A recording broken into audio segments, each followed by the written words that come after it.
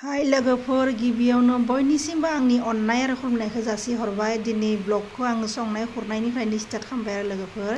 मानो होनब्ला दिनै फिसाजोआ फैगोन न'आव माइरं गैला बिसोर रुमाव थायो नालाय माइरं गैयैखाय माइरं लांनो फैगोन आरो दा बिसोरो माने ओंखाम ओंख्रि मोजांखौ संना दोननायखाय आङो बेदरखौनो आधा केजि लानानै संदो आरो लोगोफोर।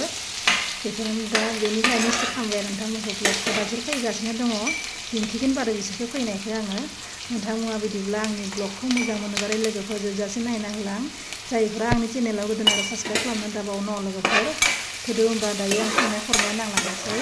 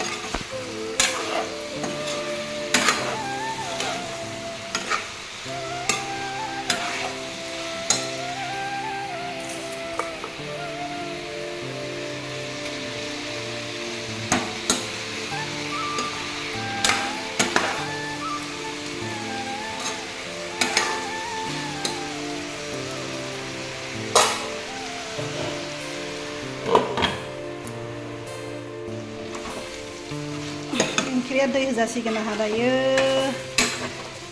मोजांसे एवना लाबाय। दायो दै एसे होनोसै, आलुआबो रुइबाय बेदराबो रुइबाय, दै एसे होनानै गोदौ होनोसै आरो। हुआ इधर देखिए बेटा क्या बना रहा है तू? क्या बना रहा है? मैगी। मैगी? अरे क्या? अंडा वेल? अंडा वेल? अंडा वेल। मेरा सब्जी भी होने वाला है और थोड़ा बाकी है। उधर बाहर में क्या बना रहा है बेटा? देखती हूँ। कहाँ है Maggi? Maggi boil? Dry Maggi बनेगा क्या? ए उसको सालनी में किबा करो। जाबाय ना बाबा मैगिया? ओंख्रि बनाय। पेकेटनि बेसेबांल'सो जादों? दाउदैयाबो जाबाय जोंहा माथो रुनाया।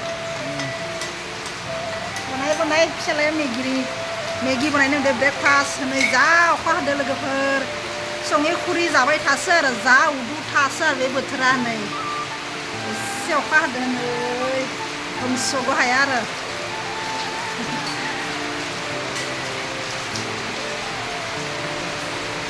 मैगिया होदो।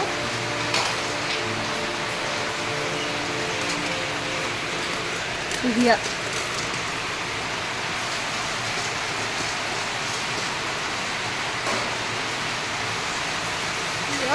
ड्राई बहुत टेस्टी होगा। मैगी मसाला कहाँ है? आंनि ओंख्रियाबो जाबाय लोगोफोर। ओमफ्राय एसे रोसि दिन्नो हानि आरो रोसि गैयाबा जानो हाया जोंहानि मानसिफोरा। दायो गेसखौ अफ खालामना होनोसै आङो। खिन्थु आन्डा बयलाबो जाबाय नै फिसालाया मैगिदो जानो गारनाय आन्डा बयल खालामदो। बेखौ जानोसै फ्राय बनायनायालाय बरियासे खजाय बाबा, होमबासो जानो गाहाम नांगोन। एसे माइरंखौ सुना लाबाय। जोसा माइरंनि ओंखाम संनोसै दिनै लोगोफोर।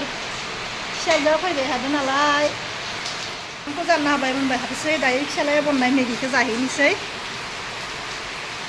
हो गया खाओ। जि बरिया खजायदो नै फिसालाया मालाय जोंहा। जानोसै लोगोफोर। बिराद खामानि दङ फिसालाया। आं फेन लगायनो बाबा गरम जादों हा। ओमफ्राय खमायनि र' जादो बोरै नांदो गोथावना? फिसालाया जाखांबायनो हनै आंनिया फट' खेबबानो भिडिअ खालामबानो थालाङो आंनिया। खामानि बुजाया दायो जानोसै।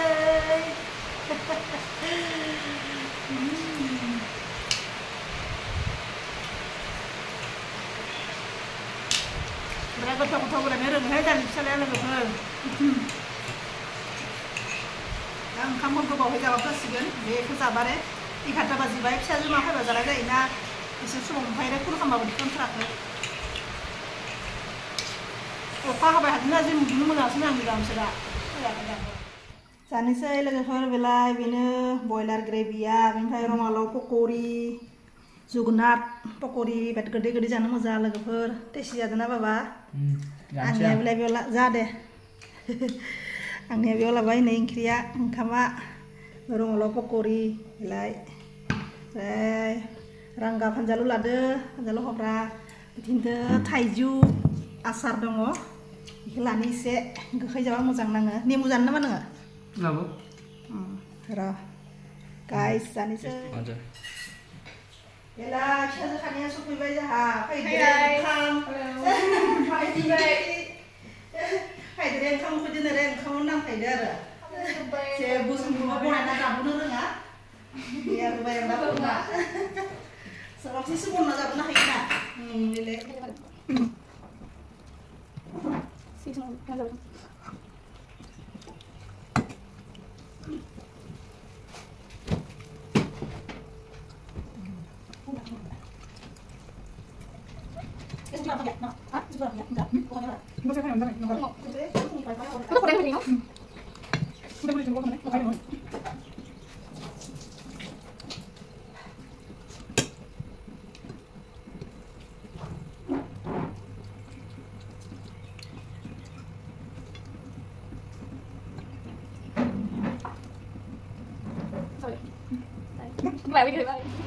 saloni थाइजौ निया लोगोफोर मोजां नङा बारा गामिनि सेन्टाराव मोजां नङा बारा गोदैमोन साने मोनद्रायनाय एसे चलिया संख्रि लाबोनांगौमोन संख्रि जायोनो मार गोदै यस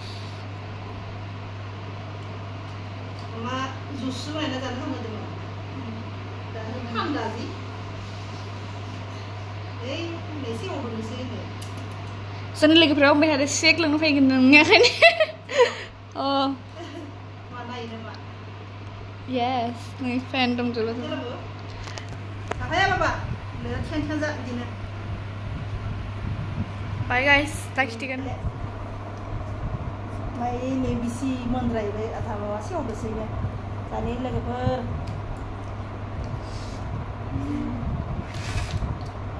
खालि बिगाजों लाबोनाया बेसे गोदैमोन बेसेबां लायो बे खमायबाय दामा 8 टाका केजि गोदै गैया माथो 8 टाका बेसेबां 60 सेवदो नामा खैथा मोनो होनदो 4.5 ना 5 टाका संनाय केजि गाव न'निखौ जानो लानो थांसै रुटिना दाखालि जाबाय ना मादि जाखांसो हा दाखालि मोन जोंनिनानै मोनना थाबाय मोजां मोनो दिना मोनदो गोदैमोन जोंनियासो बि जोंनिया दा खानांगौ र' मानसि गाबोन लानो थांसै थाइथाम मोजां नङा दे बाबे गोदै गैथ्रा लस जाबाय बेखौनो मोनजाया